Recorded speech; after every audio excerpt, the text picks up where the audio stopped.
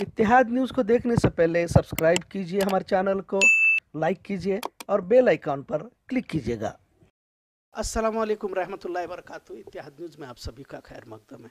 जैसा कि हम सभी जानते हैं, लॉकडाउन 4 यानी कि चौथा फेज़ जारी है। आज भी मुकम्मल तौर पर कारोबार जारी नहीं है, लेकिन रमज़ान का मुबारक महीना भी जारी। हमने पिछले कुछ दिनों पहले मुफ्ती तुफैल साहब की एक वीडियो को अपलोड किया था, जिसे लोगों ने काफ़ी सराहा और लोगों की जानिब से कई सारे राय मशवरे आए कि इस तरह की दीनी मालूमात हमें आपके चैनल के ज़रिए दी जाए। आज फिर से हम मुखातिब होते हैं, रूबरू होते हैं जनाब मुफ्ती तुफैल साहब के साथ। लॉकडाउन के अंदर हम क्या कर सकते हैं और दीनी जिम्मेदारियां क्या है और उसे किस तरह से निभाना चाहिए। अस्सलाम वालेकुम रहमतुल्लाहि व बरकातहू। अस्सलामु अलैकुम वरहमतुल्लाहि वबरकातुहू। अल्हम्दुलिल्लाहि कफ़ा व सलामुन अला इबादिहिल्लज़ीना इस्तफ़ा अम्मा बअद। क़ाल अन्नबिय्यु सल्लल्लाहु अलैहि वसल्लम वस्अलुल्लाहल आफ़ियह औ कमा क़ाल अन्नबिय्यु सल्लल्लाहु अलैहि वसल्लम। मुहतरम हज़रात, जैसा कि आप सब जानते हैं, लॉकडाउन का सिलसिला मुसलसल जारी है। फोर्थ लॉकडाउन आज से शुरू हो चुका है। सारी इंसानियत परेशानी में जूझ रही है कि कैसे इस बीमारी से निमटा जाए। हम चलते हैं हदीस नबवी सल्लल्लाहु अलैहि वसल्लम की तरफ और उससे हम सबक हासिल करते हैं कि देखें कि अल्लाह रब्बुल इज़्ज़त और अल्लाह के नबी अलैहिस्सलातु वस्सलाम ने इंसानियत के लिए आफ़ियत तलब करने पर और आफ़ियत के चाहने पर जितनी तर मुश्किल हो और जैसी ही मुसीबत हो, अल्लाह रब्बुल इज़्ज़त उसको ख़त्म करते हैं और आफ़ियत देते हैं। हुज़ूर सल्लल्लाहु अलैहि वसल्लम ने फरमाया कि ईमान और यकीन के बाद सबसे बड़ी दुआ आफ़ियत की दुआ है। आफ़ियत किसको कहते हैं, इसको समझें कि आफ़ियत तंदुरुस्ती का नाम है, जिस्म की ताकत का नाम है। आफ़ियत बीमारियों से महफूज रहने का नाम है।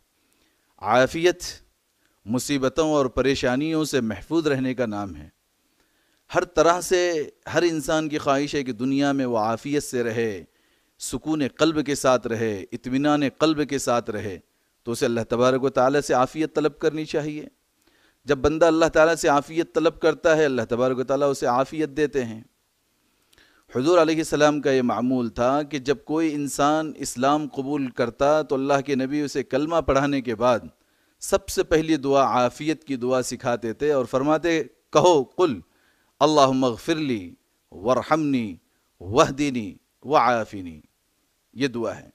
तो हर मुसलमान भाई को चाहिए कि आफ़ियत की दुआ खूब तलब करें। हज़रत अबू बकर सिद्दीक़ रज़ियल्लाहु अन्हु मिंबर रसूल पर खड़े हैं और रोने लगे और आफ़ियत की दुआ इरशाद फरमाई और कहने लगे कि यही वो मिंबर है, 1 साल पहले मोहम्मद अरबी सल्लल्लाहु अलैहि वसल्लम आखिरी ज़माने ज़िंदगी में थे। रोते हुए आफ़ियत की दुआ तलब की। इस वजह से वो वक्त याद आता है तो मैंने भी जो है आफ़ियत की दुआ मांगी और मुझे रोना आया। तो ये मालूम हुआ कि हुज़ूर अलैहिस्सलाम ख़ुद अपनी ज़ात के लिए आफ़ियत की दुआ तलब करके रोया करते थे। तो हम तो ज़्यादा मोहताज हैं अल्लाह तबारक व तआला से आफ़ियत तलब करने के। हज़रत अब्बास रज़ियल्लाहु अन्हु से बहुत बड़ी मोहब्बत थी अल्लाह के नबी को। आपके चचा थे। आके कहने लगे, भतीजे मुझे एक ऐसी दुआ सिखा जो बहुत अफजल हो, बहुत कीमती हो। हुज़ूर सल्लल्लाहु अलैहि वसल्लम ने फरमाया, चचा जान, अल्लाह ताला से आप आफ़ियत को तलब करें। रसूल अकरम सल्लल्लाहु अलैहि वसल्लम ने इरशाद फरमाया, मन अस्बह मिनकुम आमिनन फ़ी सिरबिही व मुआफ़न फ़ी जसदिही व इंदहु क़ूत यौमिही फ़कअन्नमा हीज़त लहु दुनिया बिहज़ाफ़ीरिहा। कितनी प्यारी बात हुज़ूर अलैहिस्सलातु वस्सलाम ने इरशाद फरमाई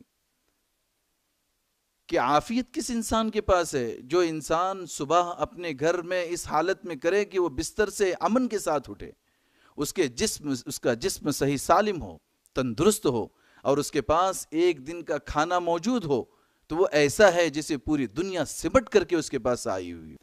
ऐसी एक सहाबी आए अल्लाह के नबी के पास, कहने लगे, अल्लाह के नबी, मा मिन दावतिन यदउ बिहिल अब्द अफ़ज़ल اے اللہ کے نبی ایک ایسی دعا سکھائی کہ بندہ اللہ کے بعد دعا کرے اور سب سے وہ قیمتی دعا ہو، سب سے افضل دعا ہو۔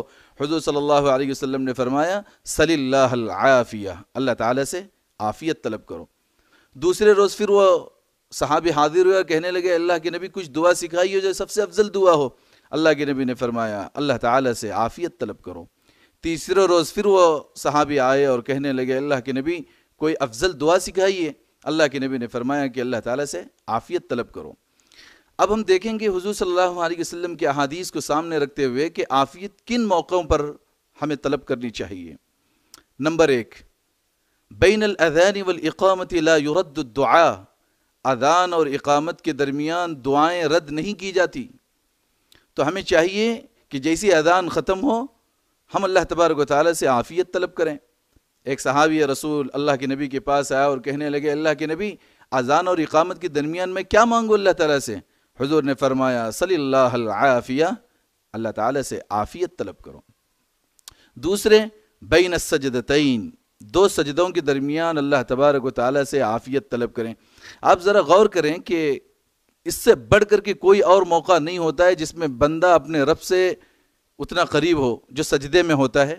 اس کی ناک، اس کی پیشانی، اس کا ماتھا زمین پر ٹکا ہوا ہے اور اللہ رب العزت کے بالکل قریب ہے، اور حضور فرما رہے وہاں پر عافیت طلب کرو۔ اور اللہ کے نبی یہ دعا مانگتے اللہم اغفر لی وارحمنی واہدنی وعافنی وارزقنی واجبرنی وارفعنی۔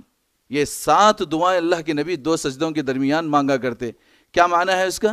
اے اللہ تو میری مغفرت فرما، مجھے معاف فرما، مجھے رزق عطا فرما، مجھے ہدایت نصیب فرما، میرے جسم میں عافیت نصیب فرما، میرے گناہوں کو درگزر فرما اور مجھے بلند مقام عطا فرما۔ تیسرے، وتر کی نماز میں حضور صلی اللہ علیہ وسلم نے عافیت سکھائی۔ جب تیسری رکعت کے لیے ہم کھڑے ہوں اللہ تعالیٰ سے قنوت جب ہم کہیں، اس میں اللہ کے نبی نے ارشاد فرمایا کہ اللہم اہدنی فی من ہدیت وعافنی فی من عافیت، اے اللہ تو مجھے ہدایت عطا فرما، اے اللہ تو مجھے عافیت عطا فرما۔ تہجد کی نماز میں حضور صلی اللہ علیہ وسلم عافیت طلب کرتے۔ ایک صحابی آئے اللہ حضرت عائشہ صدیقہ کے پاس، کہنے لگے کہ آپ مجھے بتا دیجئے کہ حضور تہجد کی نماز میں کیا دعا مانگا کرتے تھے؟ سیدنا صدیقہ عائشہ رضی اللہ عنہا نے فرمایا کہ حضور صلی اللہ علیہ وسلم تب تہجد کے لیے کھڑے ہوتے تو فرماتے سبحان اللہ 10 مرتبہ، الحمدللہ 10 مرتبہ، اللہ اکبر 10 مرتبہ، لا الہ الا اللہ 10 مرتبہ، اللہم اغفر لی 10 مرتبہ۔ اس کے بعد کہتے اللہم اغفر لی ورحمنی وعافنی، عافیت طلب کرتے۔ تہجد کے وقت میں بھی عافیت۔ 5ویں، جب انسان سونے کے لیے بستر پر پہنچے تو دیکھیں بہت ہی اہم مقام ہے کہ جب انسان سونے کے لیے بستر پر پہنچے تو حضور نے سکھایا کہ وہاں پر بھی اللہ تعالیٰ سے ہم عافیت طلب کریں۔ کیا ہے دعا؟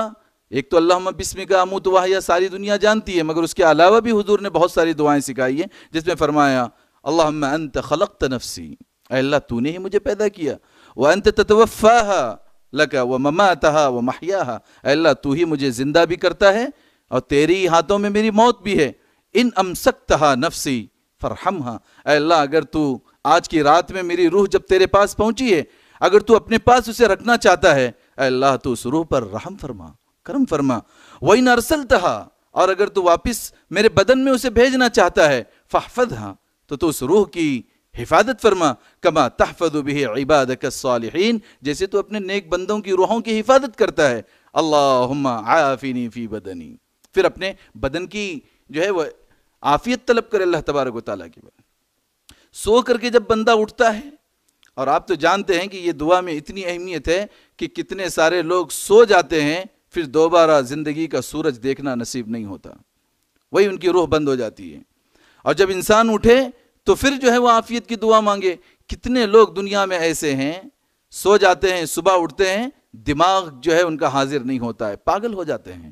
کتنے لوگ ایسے ہیں جو اپاہج بن جاتے ہیں، کتنے لوگ ایسے ہیں جن کی آنکھوں کی بینائی ختم ہو جاتی ہے، کتنے لوگ ایسے ہیں جن کے ہاتھ و پیر شل ہو جاتے ہیں، فالج ہو جاتا ہے۔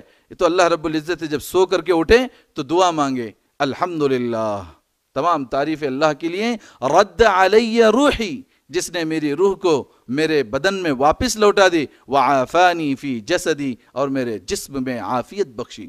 سو کر کے اٹھنے کے بعد حضور علیہ السلام نے دعا سکھائی، یہ دعا مانگے۔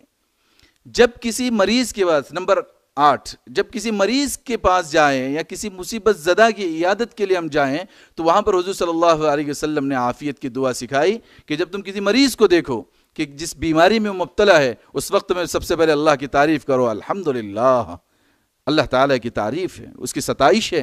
الحمدللہ الذی عافانی مما ابتلاک بہ وفضلنی علی کثیر ممن خلق تفضیلا، کہ اللہ تبارک و تعالیٰ نے مجھے اس بیماری سے محفوظ رکھا اور بڑی فضیلت مجھے جو ہے وہ عطا کی۔ علماء فرماتے ہیں اس دعا کی برکت سے انشاءاللہ جو بیماری سامنے والے کو لاحق ہے، جس پریشانی میں وہ مبتلا ہے، اللہ رب العزت اس دعا کی برکت سے زندگی بھر اس کو اس بیماری سے اور اس کی اس پریشانی سے محفوظ رکھیں گے۔ اسی طریقے سے ہم قبرستان بارہا جاتے ہیں، ہم اپنے مردوں کو دفن کرتے ہیں، وہاں پر بھی حضور علیہ الصلوۃ والسلام نے ہمیں عافیت سکھائی ہے۔ دیکھیں جب اللہ کے نبی قبرستان جایا کرتے، سلام کرتے، السلام علیکم یا اہل الدیار من المؤمنین والمسلمین، تم پر سلامتی ہو اے ایمان والے، اے مسلمانوں۔ اس کے بعد کہتے ہیں نسأل اللہ لنا ولکم العافیہ، اے قبرستان والوں میں اللہ تبارک و تعالیٰ سے ہمارے لیے بھی عافیت طلب کرتا ہوں اور آپ کے لیے بھی عافیت طلب کرتا ہوں۔ یہ ایک اہم موقع ہے کہ انسان کو جتنی زندگی اچھی ہے اس سے بہتر اس کی موت ہو، اس کی کوشش کرنی چاہیے۔ دیکھیں کہ کتنے لوگ جو مر کر کے قبرستان میں پہنچتے ہیں، کوئی مقتول بن کر کے جاتا ہے، کوئی خودکشی کر کے نکل جاتا ہے، کوئی کینسر میں مر کے جاتا ہے، کوئی ایڑیاں رگڑتے رگڑتے مہینوں اپنے بستر پہ رہتا ہے، اس کے بعد اس عالم میں پہنچتا ہے، کوئی جسم میں کیڑے ہو کر کے جو ہے نکل جاتا ہے، کوئی کس کس انداز سے اس کی موت آتی ہے اور وہ قبرستان پہنچ جاتا ہے۔ حضور صلی اللہ علیہ وسلم نے ہمیں سکھایا کہ ان قبر والوں کو دیکھ کر کے عبرت حاصل کرو اور اللہ تعالیٰ سے عافیت طلب کرو اپنی موت کے لیے بھی۔ حضور نے فرمایا اللہم عافنی، اے اللہ مجھے عافیت دے، کہاں؟ فی دنیایا، میری دنیا کی زندگی میں بھی، و دینی، میرے دین کی زندگی میں بھی، و اہلی، میرے گھر والوں میں بھی، و مالی، میرے مال میں بھی عافیت دے۔ تو انسان کو چاہیے کہ اپنے کاروبار میں بھی عافیت اللہ تعالیٰ سے طلب کرے، بیوی بچوں میں بھی عافیت طلب کرے۔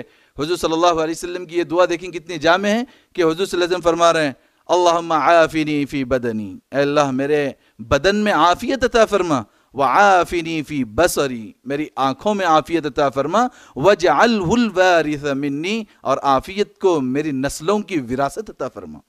آدمی خود اپنے لیے نہ مانگے بلکہ اپنے بیوی کے لیے، اپنے بچوں کے لیے، اپنے والدین کے لیے، آنے والی نسلوں تک کی عافیت کو طلب کرے۔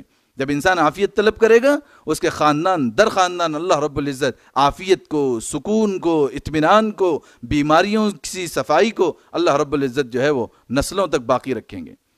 علماء مفسرین نے ایک نکتہ یہ لکھا ہے کہ حضرت یوسف علیہ السلام کا جب مقدمہ پیش ہوا، ویسے تو وہ نبی ہیں، ہر کام من جانب اللہ ان کا ہوتا ہے، مگر ایک نکتہ جو ہے وہ بتانے کے لیے امت کو یہ بتایا ہے کہ جیسی مقدمہ ان کے سامنے ہوا تو انہوں نے فرمایا رب السجن احب الی مما یدعوننی الیہ، کہ مجھے جیل جانا پسند ہے اس بات سے جس بات کی طرف وہ عورت بلا رہی ہے۔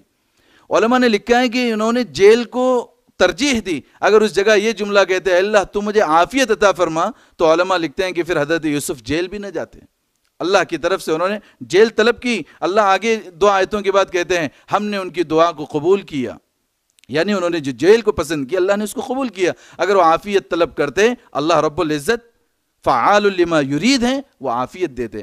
تو انسان کو چاہیے کہ عافیت کو خوب طلب کریں۔ یہ رمضان کا مہینہ، ایک لاک ڈاؤن میں جو بیماری مسلسل پھیل رہی ہے، لوگ پریشان ہیں، اس میں ہم صبح شام سوتے اٹھتے بیٹھتے ہر جگہ عافیت کو طلب کریں اور عافیت کو خوب دعاؤں کے اندر مانگے۔ اس سے جو ہے اللہ رب العزت کی طرف سے ہر بیماری سے ہم محفوظ رہیں گے، ہمارے بیوی بچے آرام سے رہیں گے۔ تو یہ آخر عشرہ بھی چل رہا ہے، رمضان کے مہینے میں اللہ رب العزت خوب دعاؤں کو قبول کرتے ہیں۔ تو اس وقت میں ہم کثرت سے، حضور نے فرمایا ایمان و یقین کے بعد، اسلام کے قبول کرنے کے بعد سب سے بڑی دعا عافیت کی دعا ہے۔ اللہ رب العزت سے دعا ہے اللہ تبارک و تعالی ہم تمام امت مسلمہ کو اللہ رب العزت سے پوری امت کے لیے خوب عافیت اور سلامتی مانگنے کی توفیق نصیب فرمائے۔ وآخر دعوانا الحمد للہ رب العالمین۔